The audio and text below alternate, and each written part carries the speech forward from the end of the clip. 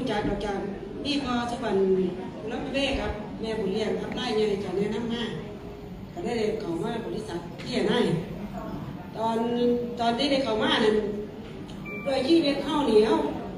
การค้าการขายมันก็เป็นคนขายลอตเตอรี่ก็ได้ใส่ใจนั้นเรียงโลกให้ใครเจ็บหรอกจ้าวันนี้ได้ไปหาหมอก็ได้บอกว่าคุณแม่ไตเสียมแล้วจะฟอกไตบ่เป็นว่าเกิดเอากับเป็นอย่างนั้นก็สนใจเรื่องหาเงินนะพ่อหาเงินหลายๆเพราะมีเวลาใส่ใจอยู่ของเป็นโรคเบาหวานความดันโรคไตมาเป็นชุดเลยค่ะ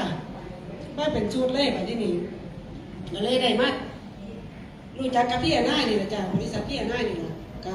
เขามาที่แรกก็เอาชุดบริษัทเพชรอยู่นะจ๊ะไปรักษาต่างพี่โทก่อนต่อกันหามือก็มากินกล้องสีสมจ้ะกินย่างมือเศร้าย่างมือแรกก็กินวิริโภแล้วก็ตอนกินข้าวแรกก็มากินไอ้พระรามเก้าจ้ะจัดมาเป็นชุดนี่แหละกินแล้วได้ชุดหนึ่งก็เลยมันคือดีเกินแล้วก็เลยมา